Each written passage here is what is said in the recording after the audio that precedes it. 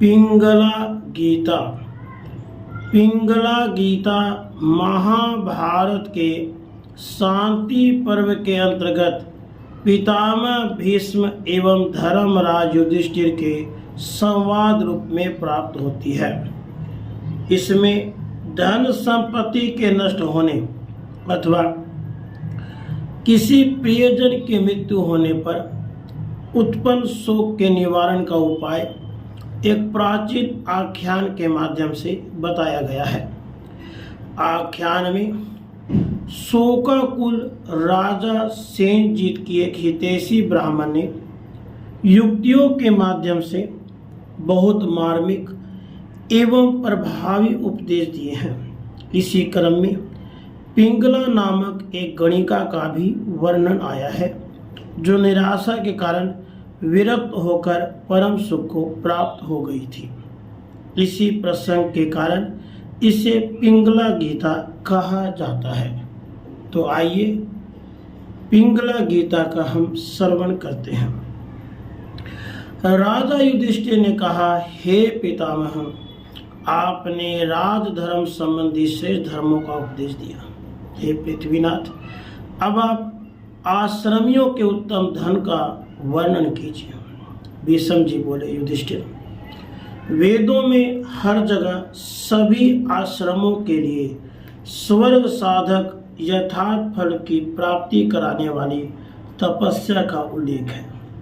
धर्म के बहुत से द्वार हैं, संसार में कोई ऐसी क्रिया नहीं जिसका कोई फल न हो। भरतश्रेष्ठ, जो पुरुष जिस विषयों में पूर्ण निश्चय को पहुंच जाता है, जिसके द्वारा उसे अभिसिद्धि का विश्वास हो जाता है, उसी को वह कर्तव्य समझता है, दूसरे विषय को नहीं। मनुष्य जैसे जैसे संसार के पदार्थों को सारहीन समझता है, वैसे ही वैसे इनमें उनका वैराग्य होता जाता है, इसमें संशय नहीं। युधिष्ठिर, इस प्रकार यह जगत अनेक दोषों से परिपूर्ण है। ऐसा निश्चय करके बुद्धिमान पुरुष अपने मोक्ष के लिए प्रयत्न करें।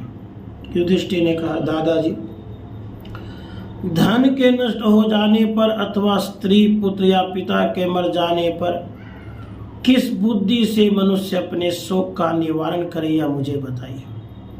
भीष्म जी ने कहा, वत्स, जब धन नष्ट हो जाए अथवा स्त्री पुत्र या पिता की मृत्यु हो जाए, तब संसार कैसा दुखमय है, यह सोचकर मनुष्य शोक को दूर करने वाले सम दम आदि साधनों का अनुष्ठान करें। इस विषय में किसी हितैषी ब्राह्मण ने राजा सेनजीत के पास आकर उन्हें जैसा उपदेश दिया था, उसी प्राचीन इतिहास को विद्वान पुरुष दृष्टांत के रूप में प्रस्तुत किया करते हैं।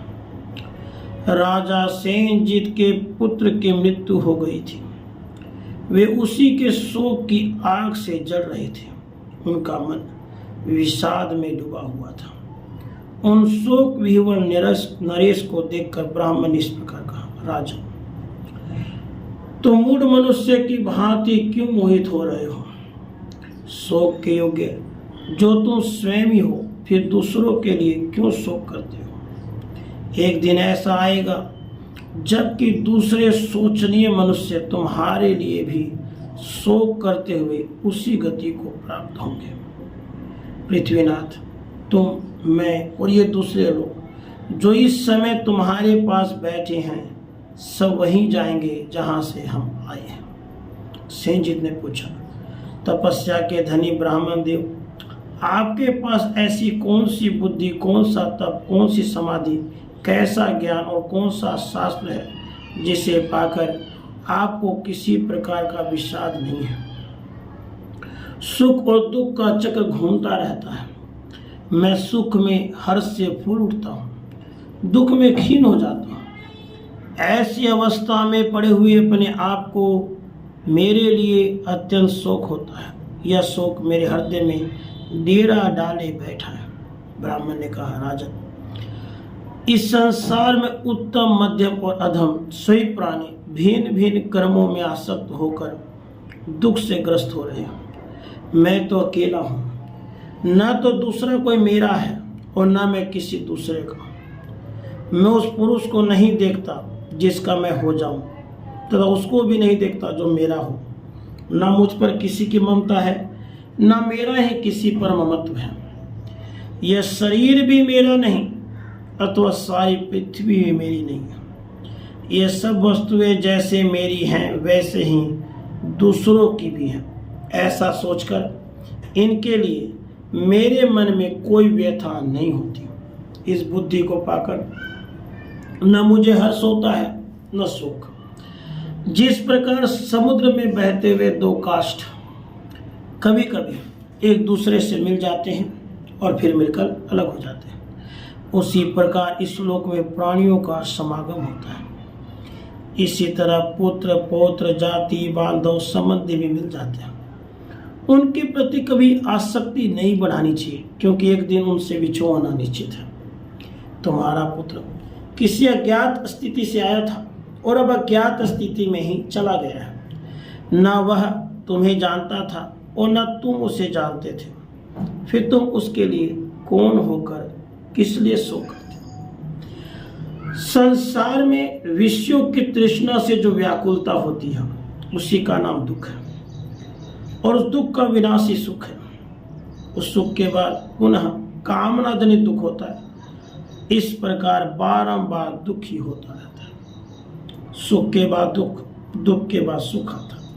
मनुष्यों के लिए सुख और दुख चक्र की भांति घूमते रहते हैं। इस समय तुम सुख से दुख में आ पड़े हो, अब फिर तुम्हें सुख की प्राप्ति होगी। यहाँ किसी प्राणी को न तो सदा सुखी प्राप्त होता और न सदा दुखी। यह शरीर ही सुख का आधार है और यही दुख का भी आधार है। देहाभिमानी पुरुष शरीर से जो जो कर्म करता है उसी के अनुसार वह सुख और दुख रूप फल भोगता है। यह जीवन स्वभावतः शरीर के साथ ही उत्पन्न होता है। दोनों साथ साथ अलग अलग रूपों में रहते हैं और साथ ही साथ नष्ट हो जाते हैं। मनुष्य नाना प्रकार के स्नेह बंधनों में बंधे हुए हैं, अतः वे सदा विषयों की आसक्ति से घिरे रहते हैं। इसलिए जैसे बालू द्वारा बनाए हुए पुल जल के वेग से बह जाते हैं, उसी प्रकार उन मनुष्यों की विषय कामना सफल नहीं होती, जिससे वे दुख पाते रहते हैं। तेली लोग तेल के लिए जैसे तिलों को कोल्हू में पेरते हैं, उसी प्रकार स्नेह के कारण सब लोग अज्ञान जनित कलेशों द्वारा सृष्टि चक्र में पीस रहे हैं। मनुष्य स्त्री पुत्र आदि कुटुंब के लिए चोरी आदि पाप कर्मों का संग्रह करता है, किंतु इस लोक और परलोक में उसे अकेले ही उन समस्त कर्मों का क्लेश में फल भोगना पड़ता है। स्त्री पुत्र कुटुंब में आसक्त हुए सभी मनुष्य उसी प्रकार शोक के समुद्र में डूब जाते हैं, जैसे बूढ़े जंगली हाथी दलदल में फंसकर नष्ट हो जाते हैं। प्रभु, यहाँ सब लोगों को पुत्र धन कुटुंबी तथा संबंधियों का नाश होने पर दावानल के समान दाह उत्पन्न करने वाला महान दुख प्राप्त होता है, परंतु सुख दुख अथवा जन्म मृत्यु आदि यह सब कुछ प्रारब्ध के अधीन है। मनुष्य हितैषी सुहृदों से युक्त हो या न हो, वह शत्रु के साथ हो जाता है या मित्र के, बुद्धिमान हो या बुद्धिहीन, देव की अनुकूलता होने पर ही सुख पाता है।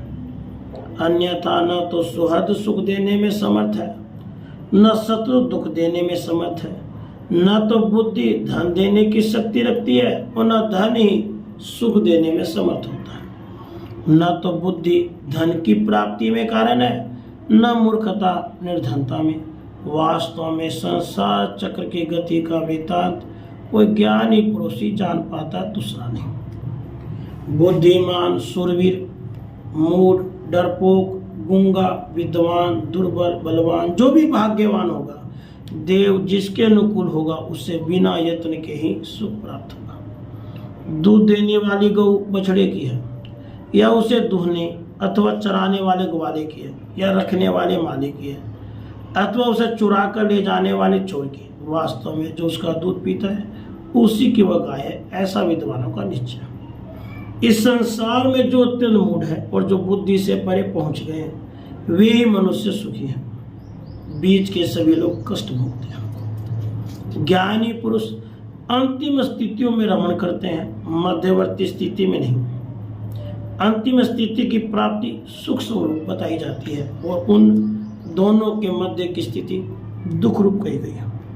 खोटी बुद्धि वाला मूर्ख मनुष्य अपने कर्मों के शुभ अशुभ परिणाम की कोई परवाह न करके सुख से सोता है, क्योंकि वह कंबल से ढके हुए पुरुष की भांति महान अज्ञान से आवृत रहता है।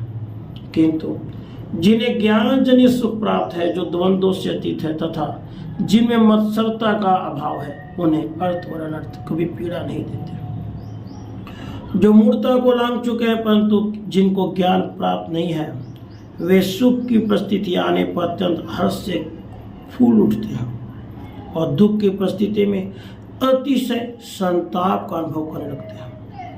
मूर्ख मनुष्य स्वर्ग में देवताओं की भांति सदा विषय सुख में मग्न रहते हैं, क्योंकि उनका चित्त विषयासक्ति के कीचड़ में लथपथ होकर मोहित हो जाता है। आरंभ में आलस से सुख सा जान पड़ता है, परंतु वह अंत में दुखदायी होता है। कार्य कौशल दुख सा लगता है, परंतु वह सुख का उत्पादक है। कार्य कुशल पुरुष में ही लक्ष्मी सहित ऐश्वर्य निवास करता है, आलसी में नहीं। अतः बुद्धिमान पुरुष को चाहिए कि सुख या दुख, प्रिय या अप्रिय, जो जो प्राप्त हो जाए उसका हृदय से स्वागत करे, कभी हिम्मत न हारे। शोक के हजारों स्थान है, भय के सैकड़ों स्थान है, किंतु वे प्रतिदिन मूर्खों पर ही प्रभाव डालते हैं, विद्वानों पर नहीं। जो बुद्धिमान ऊहापोह में कुशल शिक्षित बुद्धि वाला, अध्यात्म शास्त्र के श्रवण की इच्छा रखने वाला, किसी के दोष न देखने वाला, मन को वश में रखने वाला और जितेंद्रिय है, उस मनुष्य को शोक कभी छू भी नहीं सकता। विद्वान पुरुष को चाहिए कि वह इसी का आश्रय लेकर मन को काम, क्रोध आदि शत्रुओं से सुरक्षित रखते हुए उत्तम विचार करें। जो उत्पत्ति और विनाश के तत्व को जानता है उसे शोक छू नहीं सकता। जिसके कारण शोक, ताप, दुख या जिसके कारण अधिक श्रम उठाना पड़े, वह दुख का मूल कारण अपने शरीर का एक अंग भी हो, उसे त्याग देना चाहिए। मनुष्य जब किसी पदार्थ में ममत्व कर लेता है तो वे ही उसके वैसे दुख के कारण बन जाते हैं। वह कामनाओं में से जिसका परित्याग कर देता है वही उसके सुख की पूर्ति करने वाली हो जाती है। जो पुरुष कामनाओं का अनुसरण करता है वह उन्हीं के पीछे नष्ट हो जाता है। संसार में जो कुछ इस लोक के भोगों के स्थान है और जो स्वर्ग का महान सुख है, वे दोनों तृष्णाशय से होने वाले सुख की 16वीं कला के बराबर में नहीं है। मनुष्य बुद्धिमान हो, मूर्ख हो अथवा शूरवीर हो, उसने पूर्व जन्म में जैसा शुभ या शुभ कर्म किया है उसका वैसा ही फल उसे भोगना पड़ता है। इस प्रकार जीवों की अप्रिय प्रिय सुख दुख की प्राप्ति बार बार क्रम से होती रहती है, इसमें संदेह नहीं है। ऐसी बुद्धि का आश्रय लेकर कामनाओं के त्याग रूपी गुण से युक्त हुआ मनुष्य सुख से रहता है। इसलिए सब प्रकार के भोगों से विरक्त होकर उन्हें पीठ पीछे कर दे, अर्थात उनसे विमुख हो जाए। हृदय से उत्पन्न होने वाला यह काम हृदय में ही पुष्ट होता है, फिर यही मृत्यु का रूप धारण कर लेता है। क्योंकि जब इसकी सिद्धि में कोई बाधा आती है तब विद्वानों द्वारा यही प्राणियों के शरीर के भीतर क्रोध के नाम से पुकारा जाता है। कछुआ जैसे अपने सभी अंगों को सबों से समझ लेता है, उसी प्रकार यह जीव जब अपनी सब कामनाओं को संकोच कर देता है तब यह अपने विशुद्ध अंतःकरण में ही स्वयं प्रकाश स्वरूप परमात्मा का साक्षात्कार कर लेता है। जब यह किसी से भय नहीं मानता और इससे भी किसी का भय नहीं होता, जब यह किसी वस्तु को न तो चाहता है और न उससे द्वेष ही करता है, तब परब्रह्म परमात्मा को प्राप्त कर लेता है। जब ये साधक सत्य और असत्य अर्थात जगत के व्यक्त और अव्यक्त पदार्थों का, शोक और हर्ष का, भय और अभय का, प्रिय और अप्रिय आदि समस्त द्वंद्वों का परित्याग कर देता है, तब उसका चित्त शांत हो जाता है। जब धैर्य संपन्न ज्ञानवान पुरुष किसी प्राणी के प्रति मन, वाणी और क्रिया द्वारा पापपूर्ण बर्ताव नहीं करता, तब परब्रह्म परमात्मा की प्राप्ति कर लेता है। खोटी बुद्धि वाले मनुष्यों के लिए जिसका त्याग करना कठिन है, जो मनुष्यों के जीर्ण हो जाने पर भी स्वयं कभी जीर्ण नहीं होता, जो प्राणों के साथ जाने वाला रोग बनकर रहता है, उस तृष्णा को जो त्याग देता है उसी को सुख मिलता है। राजन, इस विषय में पिंगला की गाई हुई गाथाएं सुनी जाती है, जिसके अनुसार चलकर संकट काल में भी उसने सनातन धर्म को प्राप्त कर लिया था। एक बार पिंगला वेश्या बहुत देर तक संकेत स्थान पर बैठी रही, तब भी उसका प्रियतम उसके पास नहीं आया। इससे वह बड़े कष्ट में पड़ गई, फिर भी शांत रहकर इस प्रकार विचार करने लगी। पिंगला बोली, मेरे सच्चे प्रियतम चिरकाल से मेरे निकट ही रहते हैं, मैं सदा ही उनके साथ ही रहती आई हूँ, वे कभी उन्मत्त नहीं होते, परंतु मैं ऐसी मतवाली हो गई थी कि आज से पहले उन्हें पहचान ही न सके। जिसमें एक ही खंभा 9 दरवाजे हैं, उस सही रूपी घर को आज से मैं दूसरों के लिए बंद कर दूंगी। यहाँ आने वाले उस सच्चे प्रीतम को जानकर भी कौन नारी किसी हाड़ मांस के पुतले को अपना प्राण वल्लभ मानेगी। अब मैं मोह निद्रा से जग गई हूँ, निरंतर सजग हूँ, कामनाओं को भी त्याग कर चुकी हूँ, अतः वे नरक रूपी धूर्त मनुष्य काम का रूप धारण करके अब मुझे धोखा नहीं दे सके। भाग्य से अथवा पूर्वकृत शुभ कर्मों के प्रभाव से कभी कभी अनर्थ भी अर्थरूप हो जाता है, जिससे आज निराश होकर मैं उत्तम ज्ञान से संपन्न हो गई हूँ। अब मैं जितेंद्रिय हो गई हूँ। वास्तव में जिसे किसी प्रकार की आशा नहीं है, वही सुख से सोता है। आशा का न होना ही परम सुख है। देखो, आशा को निराशा में परिणत करके पिंगला सुख के नींद सोने लगे। भीष्म जी कहते हैं, राजन, ब्राह्मण के कहे हुए इन पूर्वोक्त तथा अन्य युक्त वचनों से राजा सेनजीत का चित्त स्थिर हो गया। वे शोक छोड़कर सुखी हो गए और प्रसन्नता पूर्वक रहने लगे।